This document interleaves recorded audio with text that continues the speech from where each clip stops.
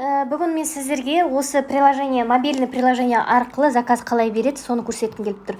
Бұрын Faberlic деген ақ приложение болса, қазір қызыл Faberlic 2.0 деген соған кіреміз. Сол приложение бір жүктеп алсаңыз болады. Осындай сайтқа Вайти деген жерге кіресіз. Өзіңіздің регистрацион номеріңізді тересіз. СМС келген.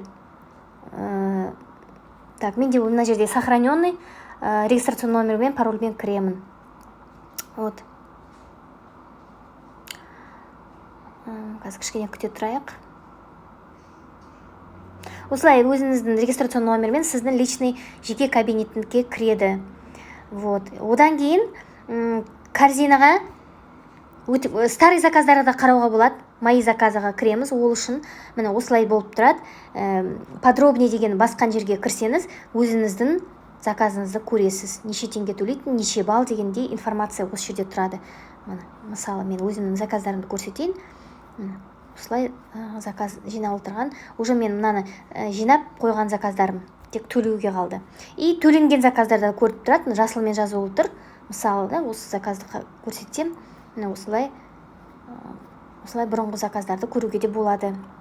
Енді бізге осы видеода мен сіздерге енді қалай заказ беруге болады, соны көрсеткім келді. Ол үшін сіз корзинаға кіресіз. Менде қазір енді осы жерде 7 зат жинаулы тұр. Вот. Сіз енді осы жерден керек заттарды, осы жерден керегінді осы жерден аласыз. Мысалы, мен осылай жинап қойып едім алдында. Егер сізге каталог керек емес болса, каталогты алып тастауға болады. Егер де керек заттар болса, мысалы, мен мынаны қазір алайын, минус деп удалять етіп тастайсыз, удалить, сосын ол кетеді.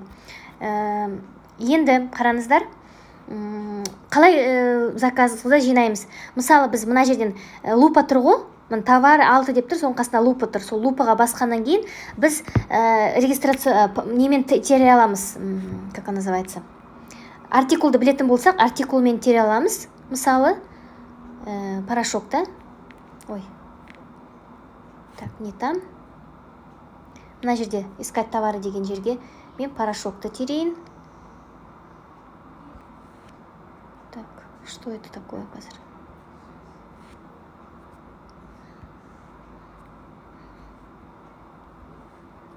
Найти.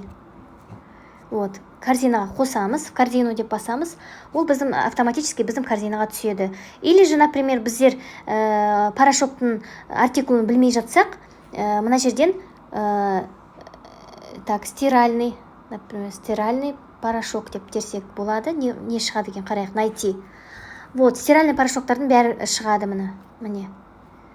Өзімізге қандай порошок керек, соны қосып аламыз, корзину деп басамыз. Басқаннан кейін, корзинаға түскеннен кейін, уже неше штук керек, осы жерден міне плюс и минус деп тұр, сол жерден қоса аламыз, мысалы, осылай. Вот.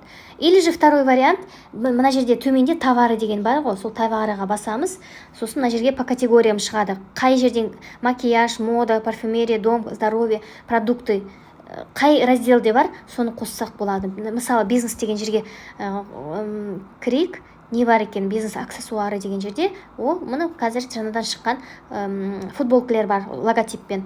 Алам десеңіз, осы жерден қосып алсаңыз болады. Или же продуктыға басайық. Продукттың ішінде қандай шайлар бар екен, қарайық. Так, менің любимый шайым бар. Фисташковый, корзину мұны қосамыз. Все, қостық. Сөйтіп өзіңізге керек заттарды именно товары деген жерден қарап алсақ болады. Вот. Болғаннан кейін корзинаға қайтып барасыз. Енді сіздер, мысалы, сізде тағы да қандай подаркілер бар. Ваши персональный акция деген жерге басамыз. Сосын именно осы жерде қандай заттар бар, осы жерден өзіңізге керек заттарды қосып аласыз. Акции, распродажи, VIP программа деген жерде басып, ашып, өзіңізге керек заттарды қосасыз. Сосын содан кейін, теріп болғаннан кейін, мына жерде продолжить деп басамыз. Выберите точку доставки деп тұр. Вот, мына жерге кіреміз. Сосын өзіңізге қай доставка жер керек, соны теріп аласың. Егер де сізде уже по умолчанию уже теріп тұрса, соны басасыз. Болмаса, мына жерде үстінде плюс деген жер бар.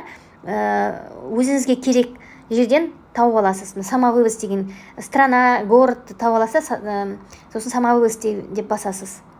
Продолжить ең астында, сонда сізге керек офис шығады. Мысалы, менде мынау уже терулі тұр, выбрать деймін. Все. Одан кейін офисті таңдағаннан кейін астында продолжить деп басамыз. Продолжить, одан кейін утвердить деу керек. Мына жерде уже сұрап тұр. Екі неге бөлініп тұр доставкам. Или бір немен аласыз ба, бір заказ бірге аласыз ба. Сосын подробнее заказдың ішінде не бар екен, соның бәрін қайтадан қарап алуға болады осы жерден. Сосын ең соңында заказать дегенді басамыз. Заказать деп басасыз, болды. Сонымен сіздің заказын жинаулы тұрады. Егер заказды тексерем десеңіз, қайтадан мына жерге профиль деген жерге барасыз. Сосын мои заказға кіріп, манағы өзіңіз жинаған заказды қайтадан басып, тексеріп, подробнее деген басқан жерге тексеріп, и қарасаңыз болады.